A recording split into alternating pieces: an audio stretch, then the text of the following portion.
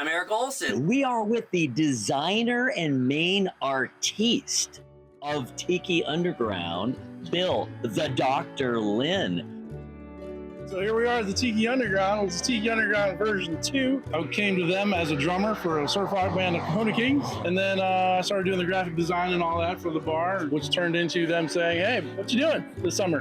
Which turned into a little bit longer than that. Kevin Moore, he carved this door for the bar. So that's the first thing people say when I say, hey, I designed and built the Tiki Underground. They're like, oh, we love your door. I'm like, yeah, I didn't do that. So we step on into the bar. So you do have to be 21 and over. And that is a hand carved with a router. What we want is deprivation here. We want like a haunted house vibe where you enter the darkness. But the reason why I wanted to do this is I wanted to have this blacked out curtain.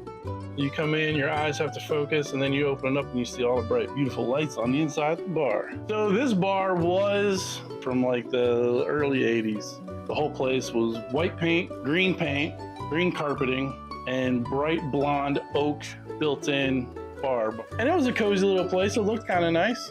When we came in here to look at it, the very first thing I saw were these beams that span the width of the bar and dropped down at a funky angle. So as soon as we came in here, I looked at that and I went, oh, those beams remind me of being inside the hull of a ship. That's our entire theme of what we have here. The theme is we have a ship that has run aground on a volcanic rock. And then Admiral Lochnar had to venture out into the island and collect things to survive with. He collected what was around. There was coconuts, it was pineapple, it was citruses and sugars, and those things all came together to become an amalgamation of amazing cocktails that he made to survive on. I'm here with Tiki Underground owner, Sean Coffey. What does Tiki mean to you? We started this bar in 2017 and it became part of our family.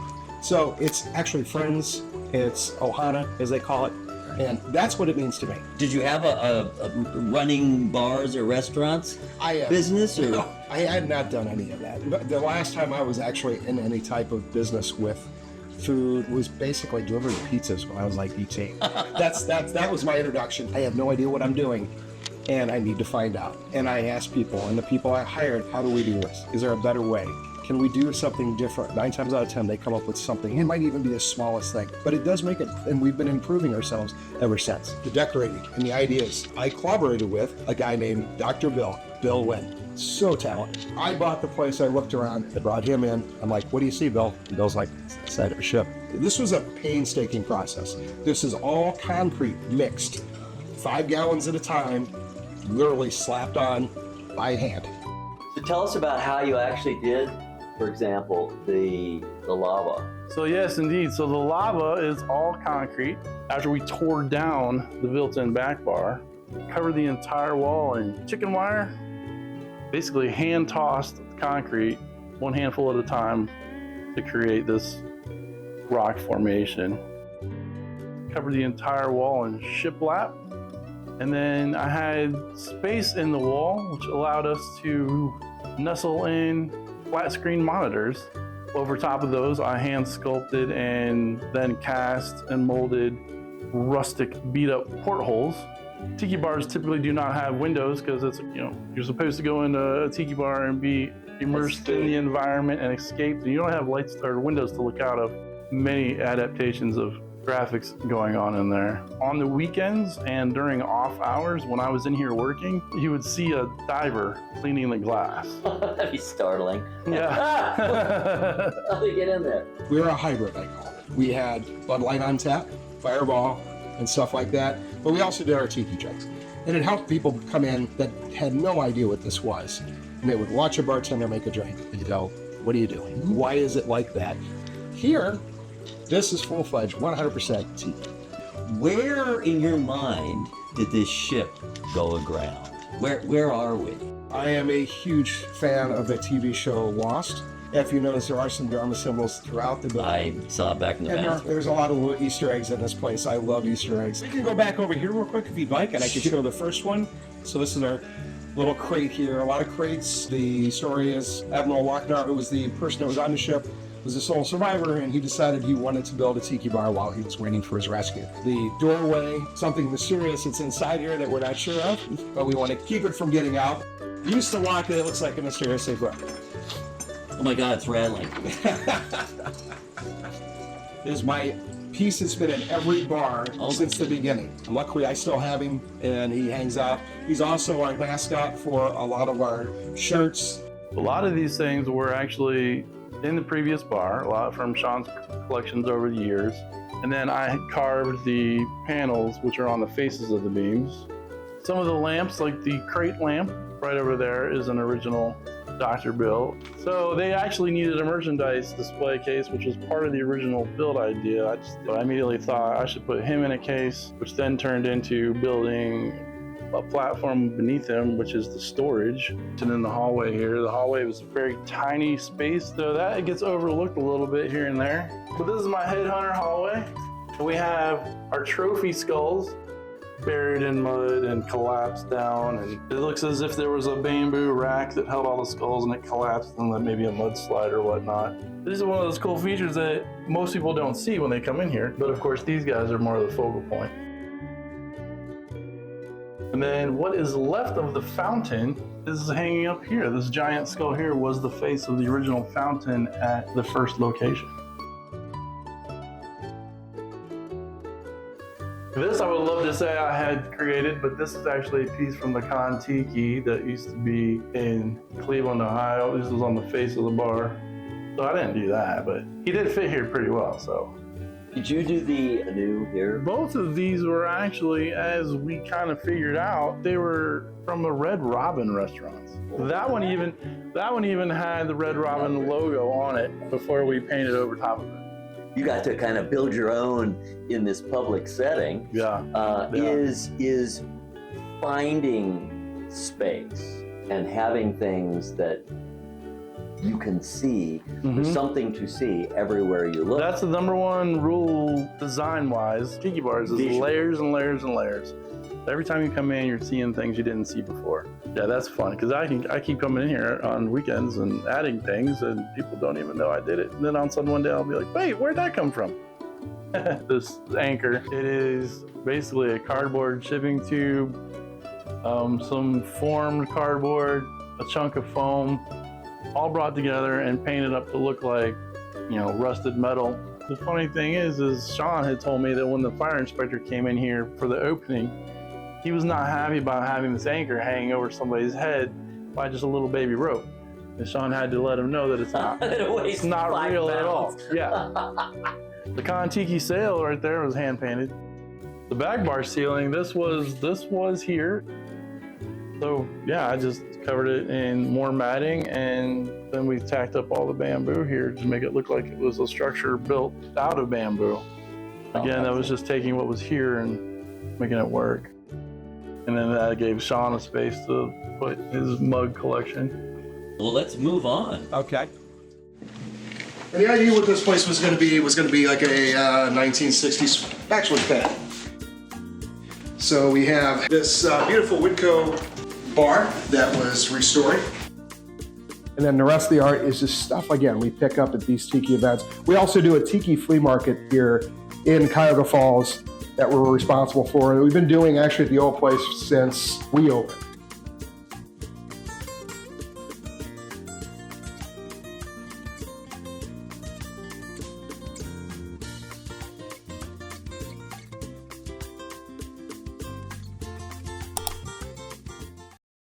I'm Tom Sullivan, and I'm Patty Sullivan. we worked with Dr. Bill on his vision for what eventually became the new Tiki Underground. And by working with him, I mean, we did the grunt work, Bill did the magic. When Bill needed something extra, while he was working on furnishing me fancy molding and all that, we helped put up the straw, the thatch above the bar. How did you fall into this? Going to the place up on Akron Cleveland Road, I would stop there after roller skating and got to become friends with Sean and Jesse and liked what they were doing. And then when they had talked about purchasing this building, we were like, hey, if you need a hand. And it turned into, what, from February to September? Mm-hmm. And then after that, well, we were sitting down here one night deciding what should happen to the patio. And Bill said, plane wreck. Hey, I got us an airplane. It's down near Cincinnati. But there's a lot of Easter eggs hidden around here. I think I was kind of on that team all on my own. There's little pieces of things hidden all over the bar. There's a lot of lost. Yes, there's a lot of lost. There's things in this building that came from all over the country. And that's really impressive to us because we buy and sell mid-century. But so that was our background with Tiki. How do you like the B&B? We kind of helped up there too. Yes. The Whitco bar, she reupholstered the bar and the bar stools, rehabbed the furniture. That is everything that's upstairs in the B&B was in Elvis's jungle room. The only thing that Sean doesn't have is the porcelain monkey. The bar stools were done in our living room, huh? Because it was too cold to work out in the shop. So you feel at home when you're here, because you are. Yes, Yes. kind of. It's amazing how many good friends you meet, though. I'm not normally a bar person. I mean, I go in with him once in a while, but the amount of good friends that I have met down here is amazing. That's a tagline. Yes.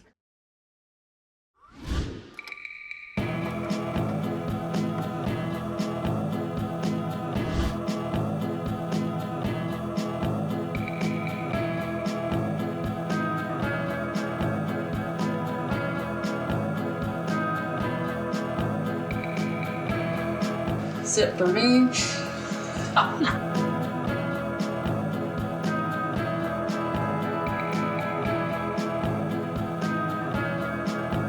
And that, my friends, is a Royal Hawaiian 1953 Mai Tai.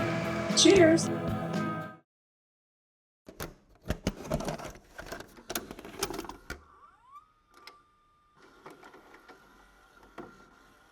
right, we are heading down To the inner sanctum of Sir into the inner sanctum. Down the stairs. Dawn, Sir, come here. part of what I love about being down here is it does feel like you're somewhere else. You get to escape a little bit from the real world, which, you know, during COVID was a real bonus. A lot of the stuff I've gotten secondhand, thrift stores, estate sales. You got to take a lot of trips to find a lot of stuff. I do like a little bit of the kitschy, a little bit of the cheesy. I have a tendency to find figurines. That's what I love. Just the idea of birds, sea creatures, classic things that you think of. And of course, you got all the Hawaiian girls.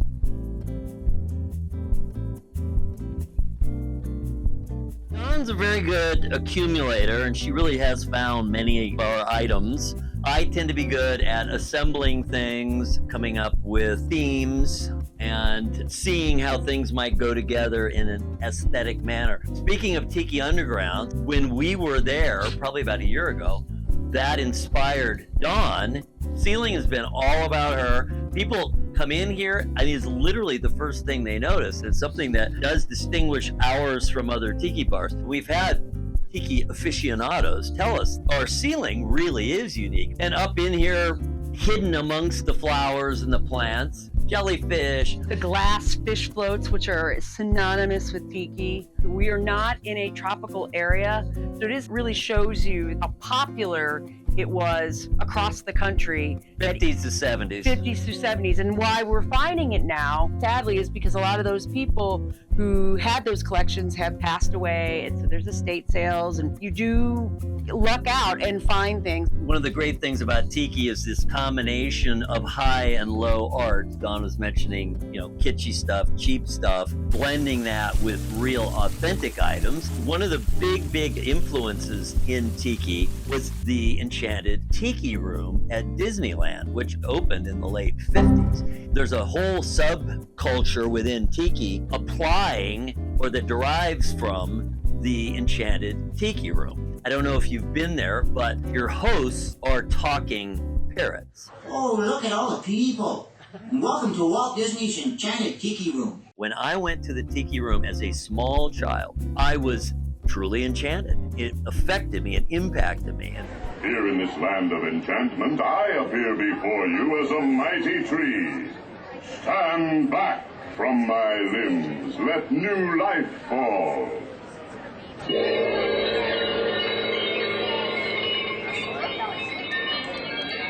My father, he actually went to the original Shell Bar in Waikiki where Martin Denny created Exotica. Other features that Don has created, we saw the lava wall at Tiki Underground. Tell how you made it. I noticed the lava wall, which you see right when you walk in, and it's recessed, and theirs is, of course, tremendous and professionally made. How could I create that? So this is just a spray foam. You paint it, put the lighting behind it. The way it builds is it creates its own fissures. It really gives the illusion of a lava wall. This console, there's a TV. I loved the shape of it. I thought, let's make it look like kind of Indiana Jones-ish sort of view of the jungle, you know, terrariums and diorama. Eric cut out the back. We were able to clean it up, make it look really nice. It already had the TV missing, thankfully. And then just sort of built around it with foliage. Eric has probably definitely found more artwork than I have. It's really fun to be assembling things, but then also actually creating new items. This is a Whitco table. We have other smaller Whitcos at a really cool antique mall in Cincinnati. We came across this, and this is an actual Theo Meyer print. He went the full Gauguin route. He moved to Tahiti, and this is a very famous picture of his of a Tahitian woman, this young woman, at a completely different place, also in Cincinnati, peeking out from a booth at an antique mall, completely separate. This is an homage to that picture, and I couldn't believe it. It is signed, but I've never been able to track down who that artist is. But there's something about this that people find very compelling. This was the shag for the 40th anniversary DVD box set of the Pink Panther. I realized we could just literally go on forever, talk about every single item.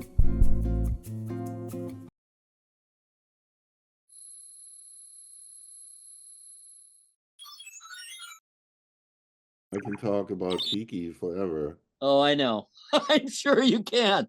Since I'm not pursuing this on a commercial level, I feel I have the freedom to say what I think, but at the same time, I have to be careful not to crush people because I don't want to inhibit their creativity. But at the same time, I have to be honest about, what I think Tiki is about. I'm not a Tiki glitterati such as yourself, but I am someone who takes kind of whatever topic I'm getting into fairly seriously. And so the way I look at it is you want that creativity and the fact that the American contemporary or Tiki pop versus real Tiki, it's an amalgam anyway, fairly specific South Pacific artwork. Fairly specific South Pacific. I like that. Very specific South Pacific. And those original quote unquote real Tikis, I mean, those are sacred items. Those are items of worship. So the way that Tiki became a cultural phenomenon in the US was a blend. I do love the notion that Tiki, as we live it, it is sincere artificiality. I think that's your term. What is your term? I like the term of artifice. It is a conglomerate of all kinds of things like Caribbean influences and stuff. Unfortunately, that gives people the excuse to say, oh, it's all made up and it's a mix. Anyway, so it's an excuse for Star Wars mugs. I agree with that one. There is Tiki, and that is a fairly specific set of parameters, which you, above all, have helped define. And that's why your opinion and why your view carries so much weight, because you've done so much work. I've seen the changes and I've seen the growth, and I spent the 80s DJing parties out in Palm Springs. So when I was there, there was still some of the original remnants of the, the original Tiki apartment buildings and some of the graphics and the fonts. Those are still there. I see it as Tiki being a pretty specific thing with reasonably well-defined parameters. Then you have outside of that, you have Tiki adjacent, so you have a lot more flexibility there. So for example, in our Tiki room, we love Day of the Dead, and through kind of the skull aspects of it, we connect that. Now, I know that's not Tiki, but it's Tiki adjacent for us. And then that outer ring would be Tiki compatible. And now you're getting pretty flexible. And I think that's where you have the most creativity. So I think if the person who is doing the design and is kind of thinking about how all this goes together, if they have it straight in their mind, okay, this is Tiki, this is Tiki adjacent, and this is Tiki compatible. That's how I think of it. Does that make sense to you? Yeah, I don't know how you tell Tiki adjacent and Tiki compatible, like nautical. Pirates. No, that's where I draw the line. No pirates. People think like I'm telling them not to have pirates in their tiki bar. No, I'm not saying that. You can put whatever you want to in your tiki bar, whatever makes you happy. Pirates are definitely not tiki. I defined tiki through mid-century tiki bars and apartment buildings and bowling alleys and all these places that utilized the image in the late 50s, in the heyday of it in the early 60s. And there are no tiki restaurants that had pirate shit in it. And if there is, Trader Vic's maybe had a pirate mug. There's a very nice saying in German, I'm German, that says the exception proves the rule. Meaning just because there's like an exception to a rule, that doesn't negate the rule. It is an exception. I know what you're saying. We've had a lot of fun. We do a lot of things with tropical birds. We do tropical flowers. Our whole ceiling is hung with tropical flowers and plants. I love that. I helped define the genre with the tiki image being the main icon. Since then, it has been forgotten that a lot of the tiki bars was a lot of tropical foliage. That was part of when you came inside from the urban outside, that you had this a little bit of a jungle feeling of fake plastic plants. If you really want to be authentic in a tiki bar, you use fake plastic flowers. But that's we are 100% fake. So then we are authentic all the way. Now they have plants and flowers are made out of cloth, and they look even more real, which is so great. But mid-century tiki all had plastic flowers. Well, that's the plastic era, We are now entering into phase 1 of Tiki music. This will be a Tiki music primer. We're going to learn what the basic parameters are and who the main artists are. And I figured the easiest way to do it is just go through my collection. Now, these are CDs. A lot of these artists, be a lot easier to find them on vinyl, though we all know how expensive vinyl is these days. But we have CDs. Oh boy, do we have CDs. So our first collection is Roots of Afro-Cuban Jazz, and it is just that. It is really cool, groovy, rhythmic, Latin tempos, bachelor's den hi-fi, cocktail-type jazz melodies. There is actually a light but always insistent Latin beat. Moving along, this one is called Bongo Land, one of the biggest hits of all time. Here's another bossa nova collection, and besides Gilberto and a number of other artists, Antonio Carlos Jobim, called Best of Bossa Nova. It's compact jazz. This collection, it's called Chilled Spirit, pretty much a who's who of ambient and down tempo. You have Enigma, Moby, The Beloved, William Orbit, Art of Noise, The Orb, FSOL, Michael Oldfield, on and on and on. Just the absolute greatest hits of down-tempo / ambient music. Here's another ultra lounge collection. This one is themes from crime TV shows and movies. It's that kind of noir.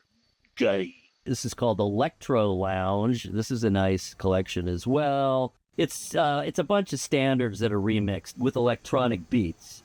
Here is a great collection. I don't know if you guys know this, but the Cramps were super into Exotica. So it's Martin Denny, it's Arthur Lyman, Ruth Welcome, Les Baxter, of course. This is a 2 CD set. The second one he called Dark Exotica, and it's just that. It's a little darker sound. Some of it's more long form. So this one's called Hawaiian Slack Key Guitar Masters. So that's that style, that the Hawaiian, the classic sound.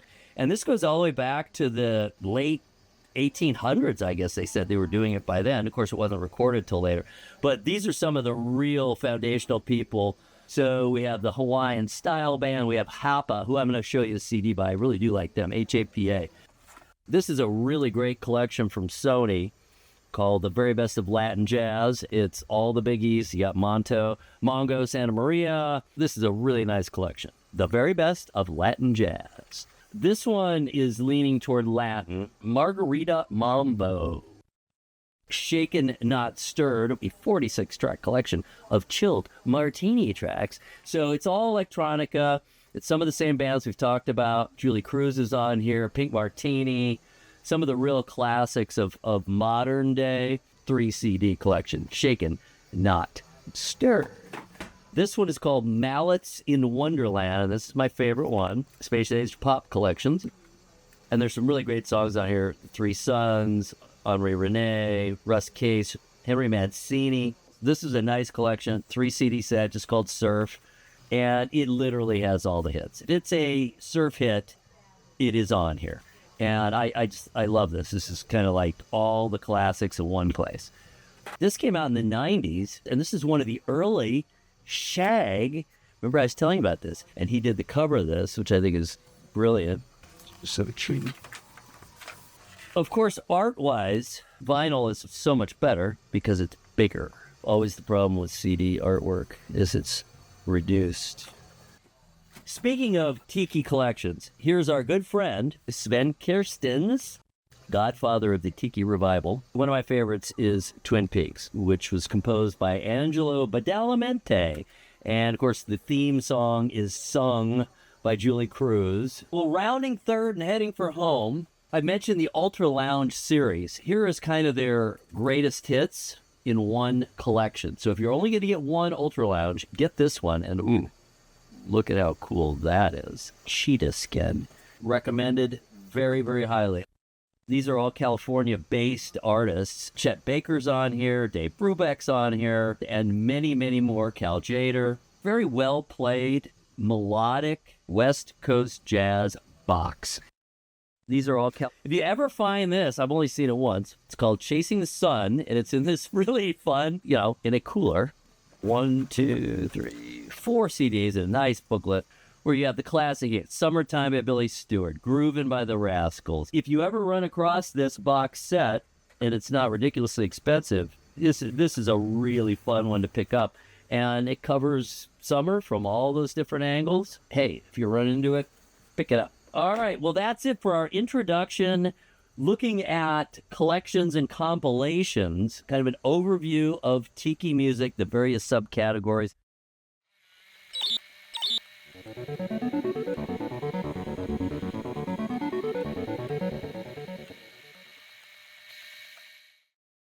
Aloha, my name is Jungle Jess. I'm the general manager here at Tiki Underground. Today we're going to be crafting together our version of the Tiki Underground Zombie.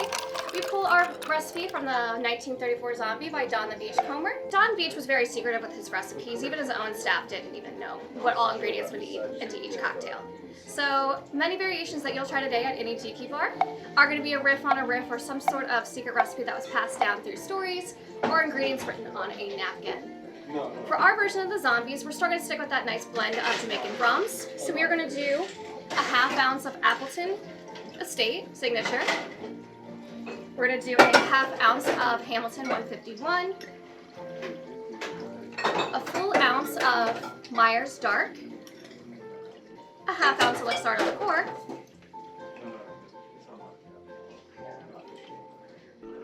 A ½ ounce of Falernum.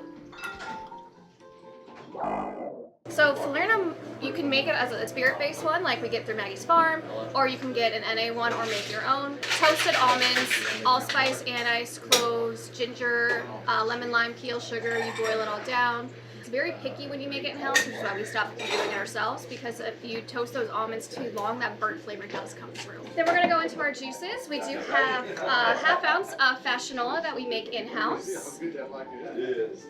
So we make our own Fashionola in-house. It is a classic kind of like sweet syrup, a little added for each cocktail. Stems back to the 30s. Typically has flavors passion fruit, guava, hibiscus, orange juice, apple juice. Use it in small quantities and add just a little extra layer to each cocktail. No one really knows the original recipe anymore, so there's different variations out and about. Our prep girl, we have an amazing prep girl back there that does all of our syrups and juices and everything fresh in-house for us. ½ ounce of fresh squeezed lime juice. ½ ounce of grapefruit. An ounce and a half of pineapple juice. We will be adding a little bit, a couple drops of an anise liqueur. and a few dashes of Angostura bitters. So legend has it that Don the Beachcomber created this cocktail for guests that came into his bar. And the gentleman came back a few days later and was like, "What did you put in this drink?" It turned me into a zombie, hence the cocktail's name.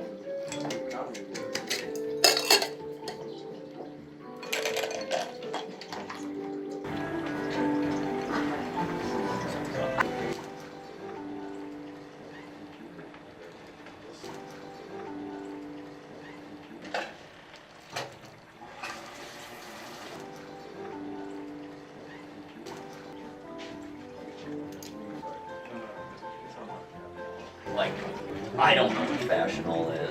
Okay. I mean, I know it exists.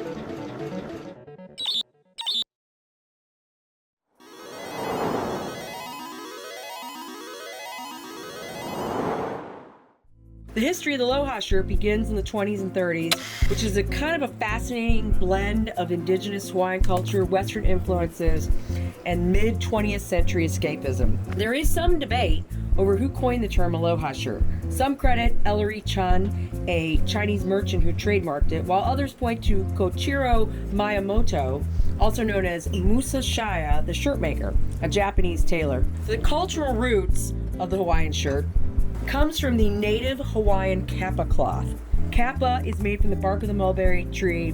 They would pull this bark, pound it to kind of flatten it out and make it as thin as possible. It would be wet and then it would be dry, and then once the cloth was able to be made into fabric, they would then have these wooden stamps where they would put the geometric patterns dyed using natural pigments from native plants, using the wood carved stamps. After World War II, returning soldiers brought Aloha shirts back to the mainland, spreading their popularity.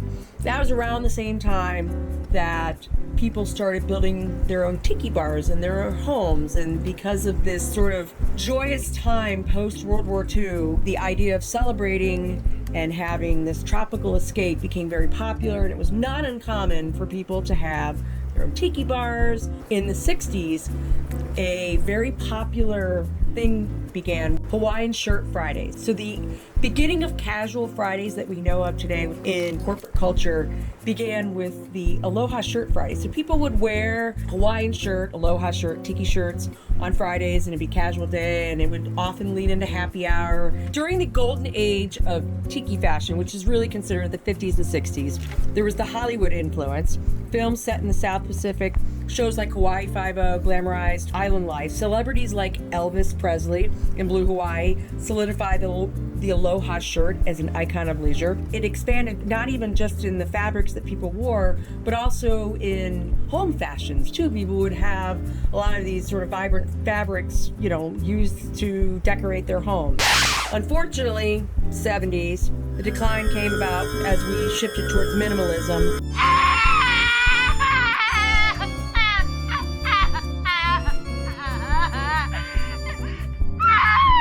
That was a sad time, and a lot of people started getting rid of and shedding their tiki things, and that would have been a golden age of collecting, because that would have been a time when people were getting rid of things, and now it's really hard to find these things. And then in the 90s, tiki fashion has seen a revival, revising vintage styles and sustainable brands.